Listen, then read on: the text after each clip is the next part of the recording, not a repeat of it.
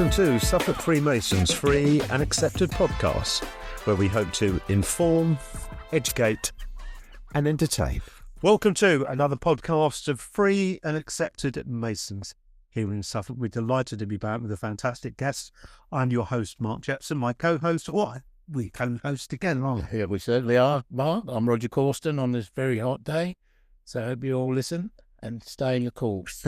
And our guest today, Stephen Bayfield. Stephen, so lovely to...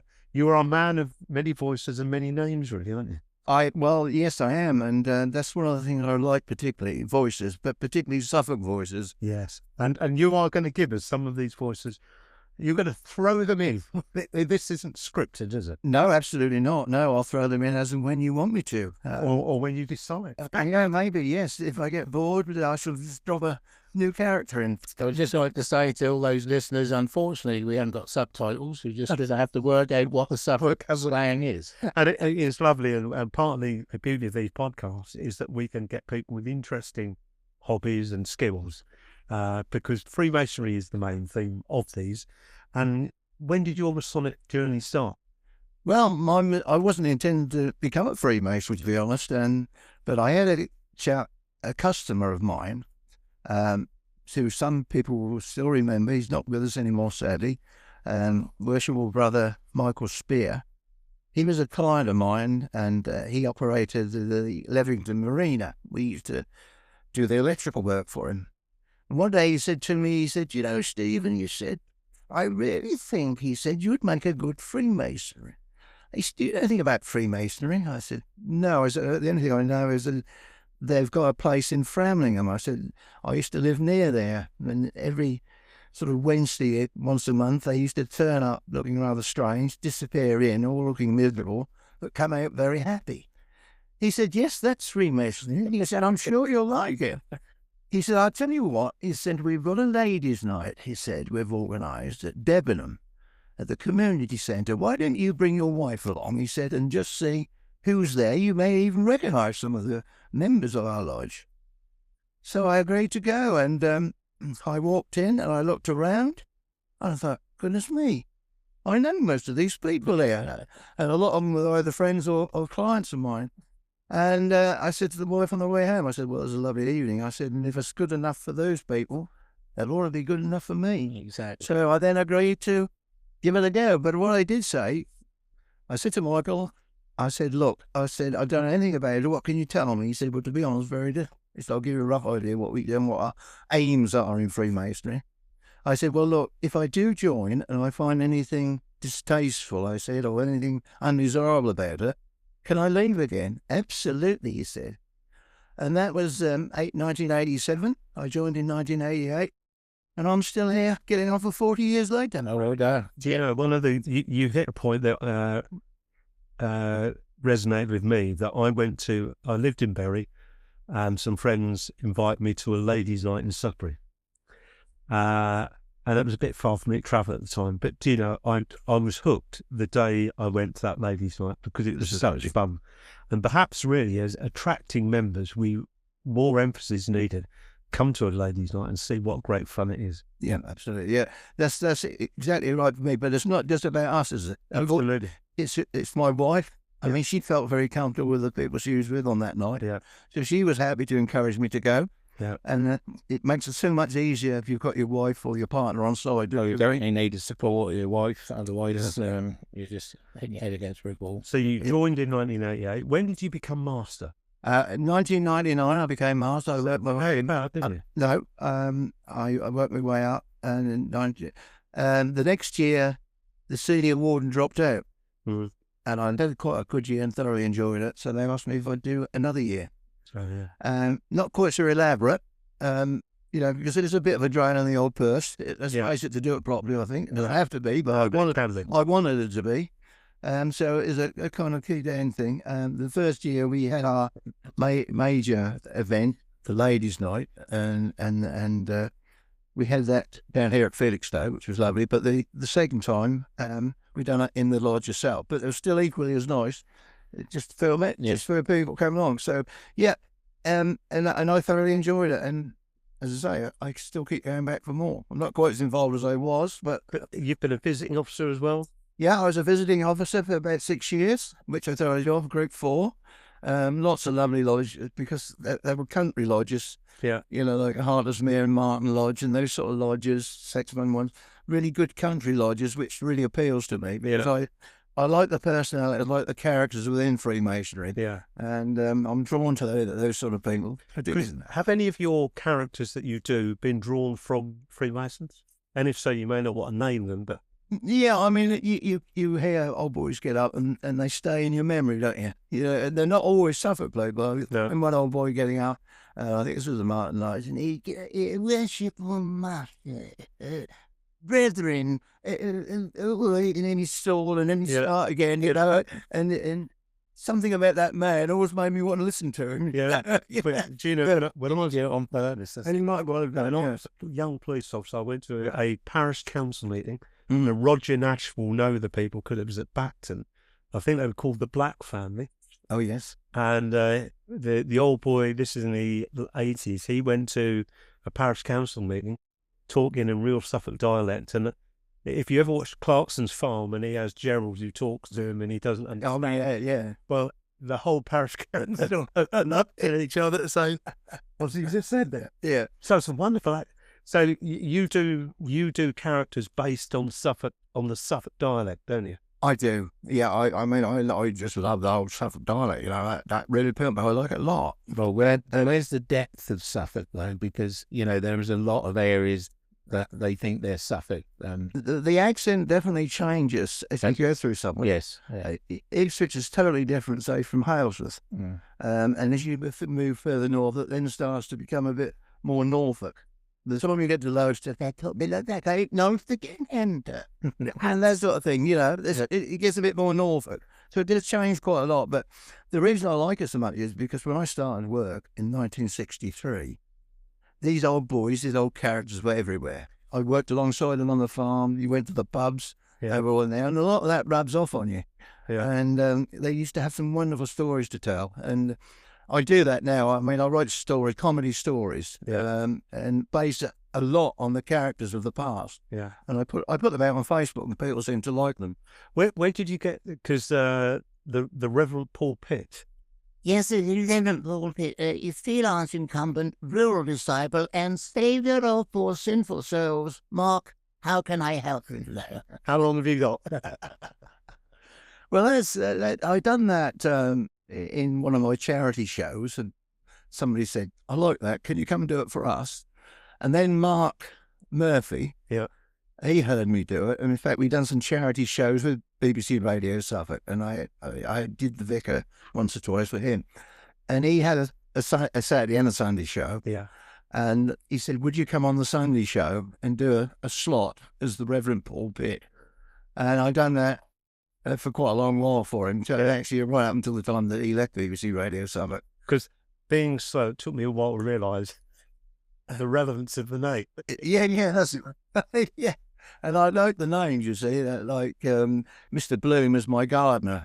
The gardener at the rectory, and it's the church and the Church of the Fragrant Virgin, and it's a little badass. A little badass.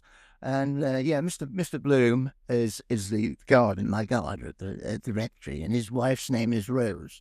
And then we've got other characters in the village. Like we've got Mrs. Blige's daughter Sheila.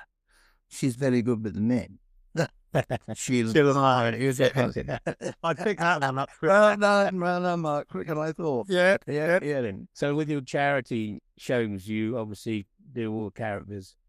Yeah, I do. I do lots of Characters. Yeah. Look, you run to. Well, they've asked me to do. We've got this talent competition coming up. So it's got talent. He's got talent. October. And Ashler House. Yes, at Ashler House. Do you know the day? 18th. 18th of October. It was October then. Yeah. You weren't listening. I had just given it. Yeah.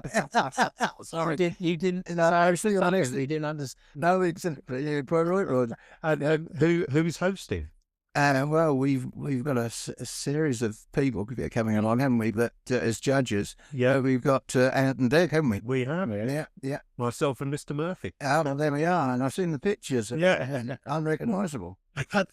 We're not a regal As AI for wonders of any other. Yeah, absolutely. So I'm looking forward to coming on that. I think they've got some good acts. So, And what act? Can you tell us your act, or is that a big? Well, I think I'm going to do a lady called Lil from Over the Hill, and Lil from Over the Hill really is the wife of a Freemasonry, Freemason. So I'm going to try and interject a little bit of Freemasonry with some funny lines about my husband going off every single night of the week. He's in to go somewhere, beat that ready Freemason. I'm getting fed up, I'll tell you. And he come home and he's waving about all over the place. Goes the devil ain't over there. What this Freemason been all about? He seemed like that, all that sort of stuff. Yeah. Carry on. Do you know, there was, I don't know if you would know, Ron Markwell. Yeah, no, Ron, Ron, who used to do similar characters. Yeah. He was a comedian, wasn't he? Yeah. And I always remember he said he's this chap used to go to the pub every day. And then he'd come home. His wife would give him grief. And he said one day, right, he said, tomorrow night, you're coming with me. Yeah. So he takes her down the pub and he gets a mild. He puts it on the bar. He said, right, try some of that. And she sipped it and she went, oh, bloody horrible. He said, you think I come here to enjoy myself? That's right, yeah, right. So he's in a home now, isn't he? Yeah, but he's a lovely old boy. Yeah. And he played the stage well into his 80s. Really? And I was on stage with him, but sadly his memory went, and he used to drag a chair onto the stage with his loins taped to the seat. Yeah, but what he brought the seat on is he had to sit down, but he never sat on it because he couldn't, because his loins were on it. So how did you get yourself into thespian? It started, I loved it at school. Yeah. At my little village school, we had a headmistress. She wasn't a particularly good teacher, but she loved English, which I like, and she loved drama. And once a week, we'd have a thing where she would introduce us to acting. And it was called improvisation. We had no script. And in those days, we used to sit either side of one of these old tortoise stones, with the coke in. Yeah. And she'd put two chairs, one either side, and she'd say to Janet, you sit there. She said, you're the wife of a farm worker. Billy, Keith, you're Billy. And you just come home from work, and you're going to tell Janet, your wife, what you've been doing all day. And she's going to tell you what she's been doing all day. So they had to make the lines up and on. Yeah. And then she'd say, this is where the vicar came from, really. She'd say to me, let's steal. And she said, you're the Reverend Long, who was the village vicar. And you're coming to see why. And they're not going to knock on the door and see why they weren't at church on Sunday. So I did. Anyway, there, Mr. and Mrs. Simpson, I'm just wondering why you weren't at church on Sunday. I'm really disappointed because you had out the congregation, that kind of thing. And I used to love anything like that, look forward to what we were doing every week. So that's how it really started for me. But then life moves in different directions. You leave school, you get courting a young lady, you get married, start a family. Good old Suffolk phrase, courting a young lady. And we eventually moved from Framlingham, where we lived when we first married, to Wickham Market. And one night I was invited along to a cheese and wine, a chap called Vernie Taylor, who had a shop on the hill. And it was the Fortnum and Masons of Suffolk. He had everything in the shop. It was a wonderful shop. But just before Christmas, he'd get all the Christmas stuff out and he'd invite us along this cheese and wine to show us what he's got. So we'd put our orders in, you see. And while I was there, this lady came up to me and introduced herself as Beth Bell. She'd just moved into the village, she told me. And I said, well, it's nice to have you here, and I hope you enjoy living with her. She's living with you. He said, I'm not sure I'm going to stay. She's Yorkshire. I'm not sure I'm going to stay, I said, why is that? Oh, she said, I'm much disappointed. She said, there's no drama group here in the village, You don't even do a pantomime, she said. Oh, she said, that's horrible. No pantomime in the village. And I had a few glasses of this very nice white wine. And I said, well, Beth, I said, if you ever think about starting a pantomime up whilst you're here, give me a ring. I'll play a part. Oh, she said, I'll remember that. And what's your name again? I told her. And nothing more. And I thought nothing more of it. And 3 weeks later, I just had my supper. the phone rang. I picked the phone up. I said, "Hello, Stephen Bayfield." Oh, hello. She said, it's Beth Bell. We met at the Cheese and Wine the other week. She said, I've organised pantomime. She said, it's Cinderella and you're one of Ugly Sisters. And we done 5 pantomimes in the village that people still remember and love. Okay. And then I moved to the village I'm living in now, Little Glimmer, and they kind of stopped. But then during the pantomimes, there was always one big scene change. And they used to send somebody at the front, entertain the audience. Well, the scene change, that was my job. Really? And when there was different characters. And as people saw you do it, they'd say to you, "Oh, we see you do that thing at the pantomime. You could come along to the WA and do a little bit for us, and we've got a thing going on next Wednesday." Yeah, okay. And I'd done it for a while. And I used to do it for a bottle of whiskey sometimes, something like that, when people used to ask me how much. And I thought, well, if people want me to do it, why don't I do it for charity? Yeah. And so for the last 40 years, I suppose, Have you done it like that? I've been doing this character acting. And what's the charity that you use? All sorts. Oh. I've done all sorts. I've done it, with Masonic charities. I try and help Mark as much as I can now for Cancer Support Suffolk, which I think is an honourable charity. Yeah. I've done it for the Air Ambulance. In fact, I do stuff at my bowls club, and I run at least 3 charity functions there for can be any charity, but it's the Air Ambulance at the moment.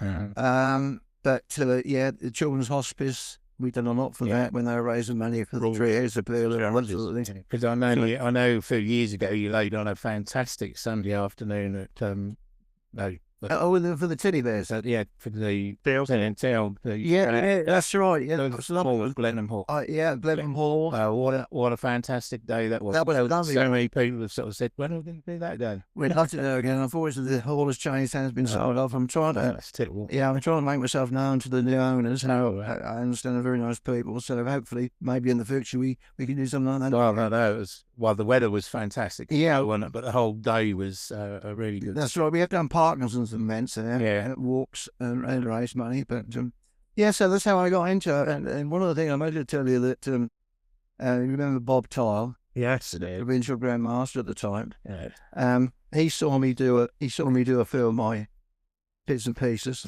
and he saw me do a film, and his wife Pam, who sadly has just recently died. I know. Yes. He really knows that. Yeah. She said to me one day, she said, Bob, she said, is celebrating his 70th birthday soon. She said, we're just having a family party at the house. She said, I just wondered, she said, would you turn up, she said, as that old Suffolk character, knock on the door and gate crash the party? So that's what I done. She told me roughly what time to go, which was sort of in mid-courses, if you like. Knocked on the door. Bob came to the door. Hi, somebody. How is it? Are you Bob? What's his name? He said, "You know who I am, you silly bugger."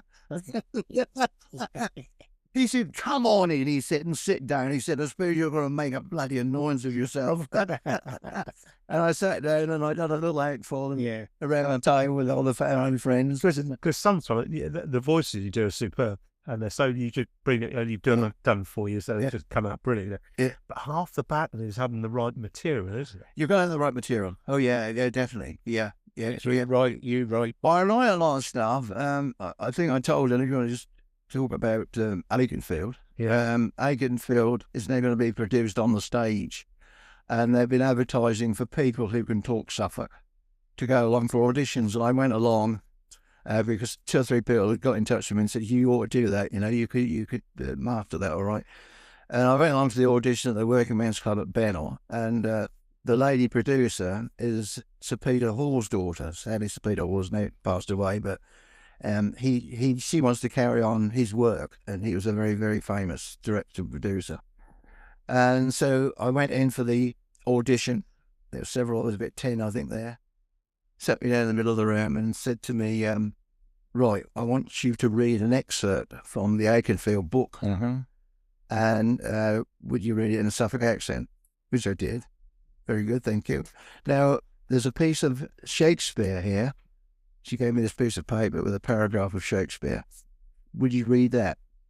I said, in a Suffolk accent. No, she's not in a Suffolk accent. So I started off reading it. as a Shakespearean actor, Richard Burton, if you like. No, she stopped me. She says, no, that's not what I want. I want you to read Shakespeare, but in your normal voice. So I did. And I said, look, I don't really like Shakespeare. She said, no, but read it how you would normally. So I read it. And when I finished, she said, now I can tell you don't like Shakespeare, do you? But anyway, she asked me have you got anything of your own that you've perhaps written or performed?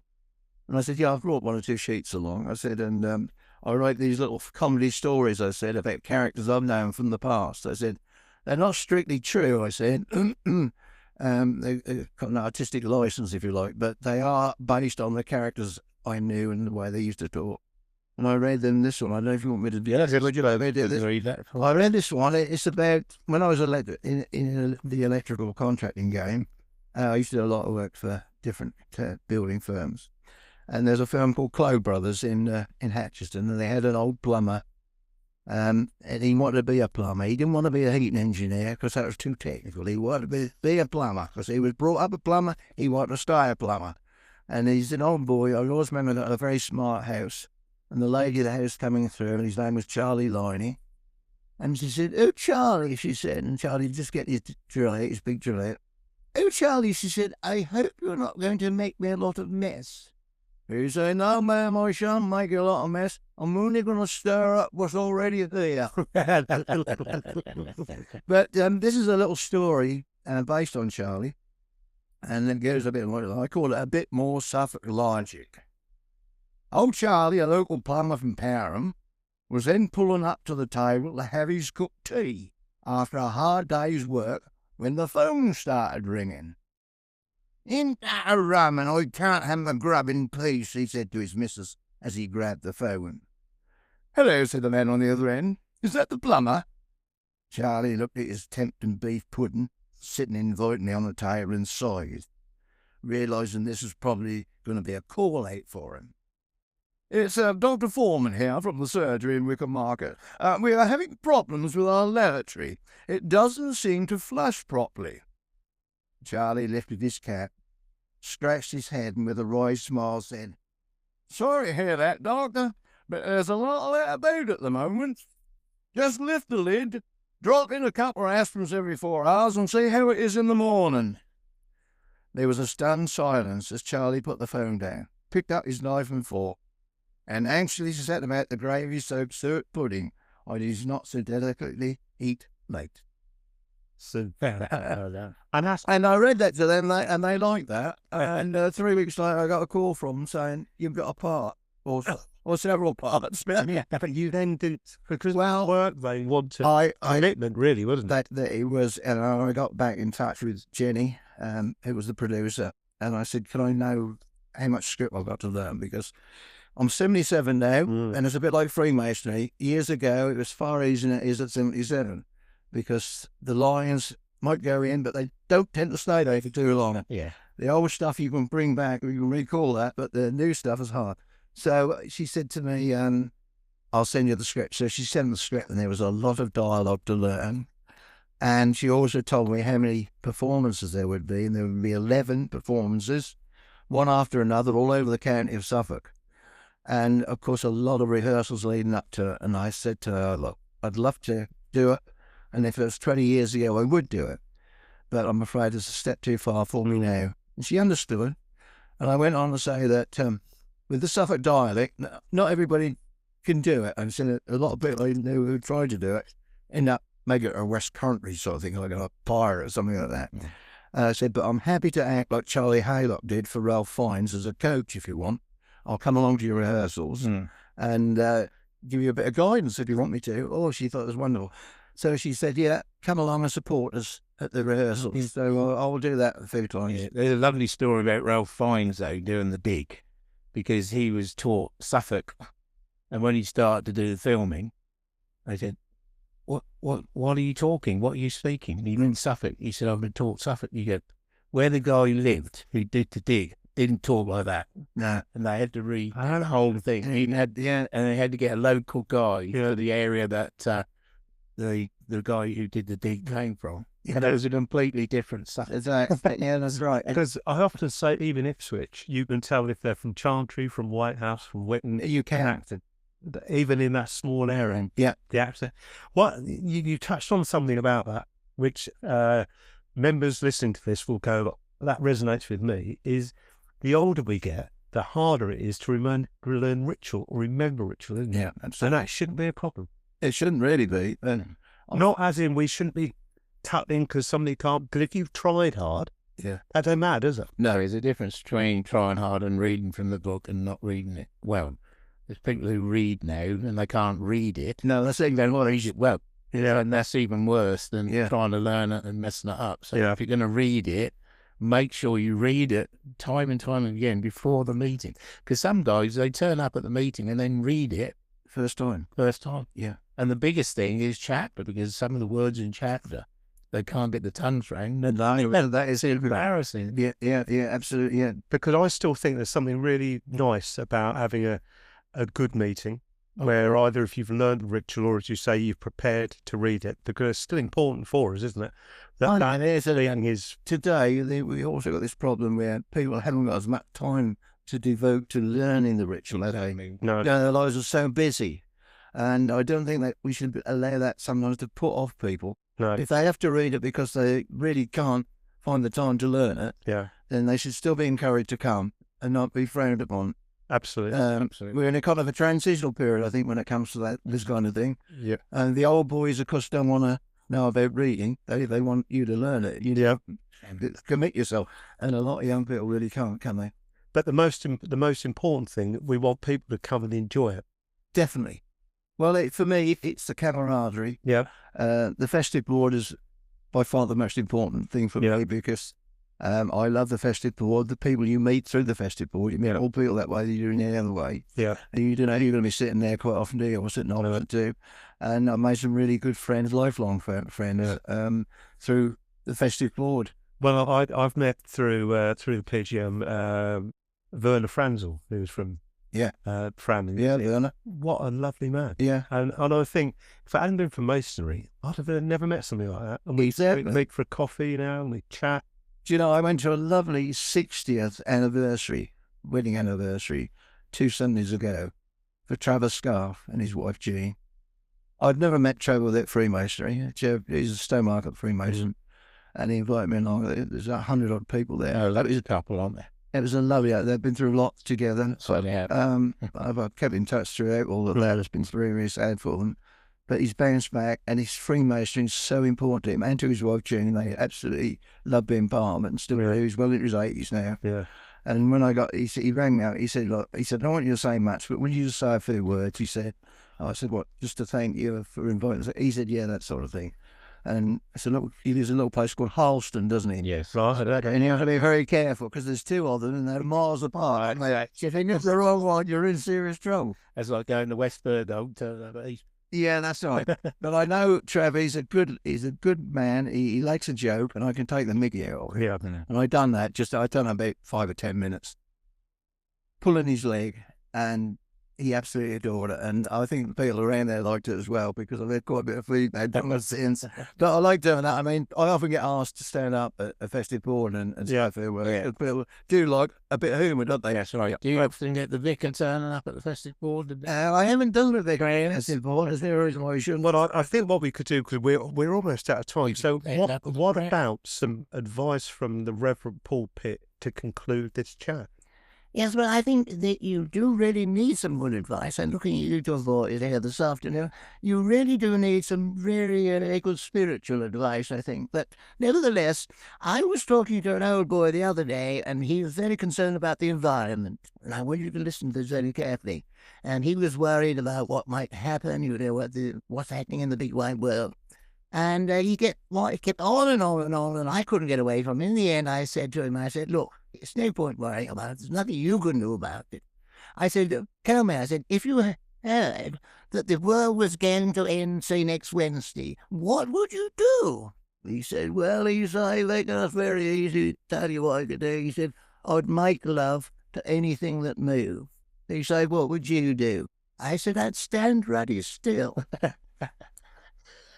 On that note, Stephen Bayfield, thank you so much for being part of this. My absolute pleasure. Lovely to meet you boys again. Lovely. Thank you so much.